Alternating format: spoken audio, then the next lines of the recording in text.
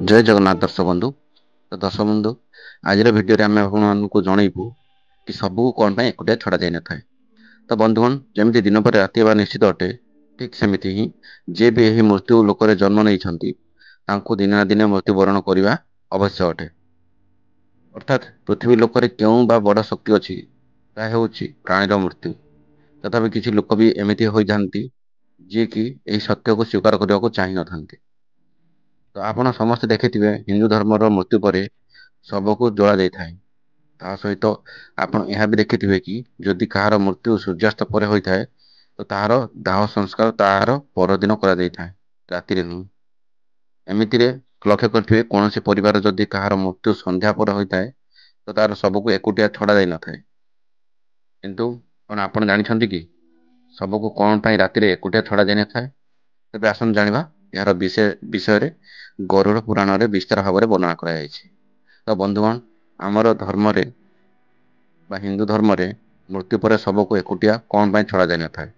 ଆଉ ଏହା ମଧ୍ୟ ଜାଣି ରଖନ୍ତୁ ଯେ କେବେ କେବେ ଅଥବା କେଉଁ ପରିସ୍ଥିତିରେ ଶବର ଅନ୍ତିମ ସଂସ୍କାର କରାଯାଇନଥାଏ, କିନ୍ତୁ କିଛି ସମୟ ପାଇଁ ରହିଯାଆନ୍ତୁ। ବନ୍ଧୁଗଣ, ଆପଣଙ୍କୁ ସବୁଠାରୁ ପ୍ରଥମେ ଜଣାଇ ଦେଉଛୁ କି ହିନ୍ଦୁ ଧର୍ମରେ ଯଦି କାହାର ମୃତ୍ୟୁ ସୂର୍ଯ୍ୟାସ୍ତ ପରେ ହୋଇଥାଏ ତ ତାର ଶବକୁ ରାତି ସାରା ହିଁ ରଖାଯାଇଥାଏ ଏବଂ ପରଦିନ ତାର ଦାହ ସଂସ୍କାର କରାଯାଇଥାଏ। ଏହାପରେ ଯଦି କାହାର ମୃତ୍ୟୁ ପଞ୍ଚୁକ ସମୟରେ ହୋଇଥାଏ ତ ତାହାର ଶବକୁ ବି କିଛି ସମୟ ପାଇଁ ଘରେ ରଖାଯାଇଥାଏ ଏବଂ ଯେବେ ପଞ୍ଚୁକ ସମୟ ସମାପ୍ତ ହୋଇଥାଏ ତ ତାପରେ ତାହାକୁ ତାହାର ସଂସ୍କାର କରାଯାଇଥାଏ। ତ କାହିଁକି ନା ଗରୁଡ଼ ପୁରାଣରେ କୁହାଯାଇଛି, ଯଦି ସୂର୍ଯ୍ୟାସ୍ତ ପରେ ଅଥବା ପଞ୍ଚୁକ ସମୟରେ ଯଦି କୌଣସି ମୃତ ଶରୀରର ଦାହ ସଂସ୍କାର କରାଯାଇଥାଏ ତ ତାକୁ ମୋକ୍ଷ ପ୍ରାପ୍ତି ହୋଇନଥାଏ। ଏଥିପାଇଁ ଯଦି କେହି ରାତିରେ ମରିଯାଇଥାଏ ତ ତାର ଶରୀରକୁ ନେଇ ଶ୍ମଶାନକୁ ଯାଇନଥାନ୍ତି, ବରଂ ଶବକୁ ଘରେ ହିଁ ରଖାଯାଇଥାଏ। ସକାଳ ହେବାର ଅପେକ୍ଷା କରାଯାଇଥାଏ ଏବଂ ଏମିତିରେ ମୃତ ଶରୀରକୁ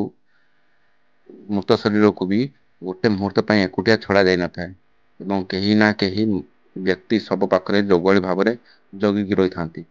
ମୃତ ଶରୀରକୁ ଏକୁଟିଆ ନ ଛାଡ଼ିବାର ସବୁଠୁ ବଡ଼ କାରଣ ଏହା ଅଟେ କି ଯଦି ଶବକୁ ଏକୁଟିଆ ଛଡ଼ାଯାଏ ତ ତାହା ଏହା ହୋଇପାରେ କୁକୁର ବିଲେଇ ଯେମିତି ସବୁ ପଶୁ ଖାଇଯିବେ ଏବଂ ଗରୁଡ଼ ପୁରାଣରେ ଏମିତି ହେଲେ ମୃତ ଆତ୍ମାକୁ ଯମଲୋକର ମାର୍ଗରେ ବହୁତ କଷ୍ଟ ସହିବାକୁ ପଡ଼ିଥାଏ। ତାହା ସହିତ ଏମିତି ମନାଯାଇଥାଏ କି ଯଦି ଶବକୁ ଏକୁଟିଆ ଛାଡ଼ି ଦିଆଯାଏ ତେବେ ସେଥିରୁ ଗନ୍ଧ ଆସିବାକୁ ଲାଗିଥାଏ। ସେଥିପାଇଁ ଏହା ଜରୁରୀ ହୋଇଥାଏ କି ସେଠାରେ କେହି ନା କେହି ବ୍ୟକ୍ତି ବସି ରହିଥାଏ ଏବଂ ଧୂପକୁ ଶବର ଚାରିପଟେ ଜଳାଇ ରଖିଥାଏ, ଯାହାଦ୍ୱାରା ଶବର ଆସୁଥିବା ଦୁର୍ଗନ୍ଧ ଚାରିଆଡ଼କୁ ନ ବ୍ୟାପୁ। ଗରୁଡ଼ ପୁରାଣ ଅନୁସାରେ ଭଗବାନ ବିଷ୍ଣୁ ଗରୁଡ଼କୁ ପଚାରିବାରୁ କହିଲେ ଯେ, ହେ ପକ୍ଷୀରାଜ, ଏହା ସବୁ ପରେ ଯଦି କାହାର ମୃତ୍ୟୁ ହୋଇଯାଇଥାଏ ଏବଂ ତାହାର କେହି ବି ସନ୍ତାନ ନଥାନ୍ତି, ଏମିତି ସମୟରେ ବି ଶବକୁ ରଖାଯାଇପାରେ କେଉଁ ପର୍ଯ୍ୟନ୍ତ ନା ତାଙ୍କର ପୁତ୍ର କିମ୍ବା ପୁତ୍ରୀ ନ ଆସିବା ଯାଏଁ। କାହିଁକି ନା ଯେବେ ନିଜର ସନ୍ତାନ ମୃତ ଶରୀରକୁ ମୁଖାଗ୍ନି ନ ଦିଏ ତ ତାକୁ କେତେ ବର୍ଷ ପର୍ଯ୍ୟନ୍ତ ଏହି ମୃତ୍ୟୁ ଲୋକରେ ଭ୍ରମଣ କରିବାକୁ ପଡ଼ିଥାଏ। ଏହାପରେ ଭଗବାନ ବିଷ୍ଣୁ କହନ୍ତି କି ସୂର୍ଯ୍ୟାସ୍ତ ପରେ ଯଦି କାହାର ମୃତ୍ୟୁ ଶରୀରକୁ ଜଳାଇ ଦିଆଯାଇଥାଏ ବା ଜଳାଇ ଦିଆଯାଏ, ଅର୍ଥାତ୍ ତାହାର ଅନ୍ତିମ ସଂସ୍କାର କରି ଦିଆଯାଏ, ସେ ପ୍ରେତ ଆତ୍ମା, ଅସୁର, ଦାନବ ଅଥବା ସେ ପିଶାଚର ଜନିରେ ଜନ୍ମ ହୋଇଥାଏ, ଯେଉଁଠାରେ ତାକୁ କେତେକ କଷ୍ଟ ସହିବାକୁ ପଡ଼ିଥାଏ। ଏଥିପାଇଁ ହିନ୍ଦୁ ଧର୍ମରେ ରାତିରେ ଅନ୍ତିମ ସଂସ୍କାର କରିବା ପାଇଁ ମନା କରାଯାଇଥାଏ। ଏହାପରେ ଭଗବାନ ବିଷ୍ଣୁ କୁହନ୍ତି କି ରାତିରେ ମୃତ ଶରୀରକୁ ଏକୁଟିଆ ଛାଡ଼ି ଦିଆଯାଏ ତ ତାର ଶରୀର ଆଖପାଖରେ ଭ୍ରମଣ କରୁଥିବା ଦୁରାତ୍ମା ବି ପ୍ରବେଶ କରିଯାଆନ୍ତି, ଯାହାଦ୍ୱାରା ମୃତ ବ୍ୟକ୍ତି ସହିତ ବି ତାର ପରିଜନକୁ କେତେ ପ୍ରକାର କଷ୍ଟ ଭୋଗିବାକୁ ପଡ଼ିଥାଏ।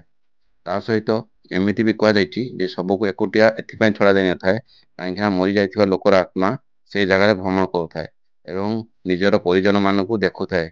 କୁହାଯାଏ କି ମନୁଷ୍ୟ ମୃତ୍ୟୁ ପରେ ଶରୀରର ଆତ୍ମାକୁ ଖୋଲି ଯାଇଥାଏ। ଏହି କାରଣରୁ ସେହି ମୃତ ଶରୀରରେ କେବେ ବି ଖରାପ ଆତ୍ମା ପ୍ରବେଶ କରିପାରେ। ସେଥିପାଇଁ ରାତିରେ ଶବକୁ ଏକୁଟିଆ ଛଡ଼ା ଯାଇନଥାଏ।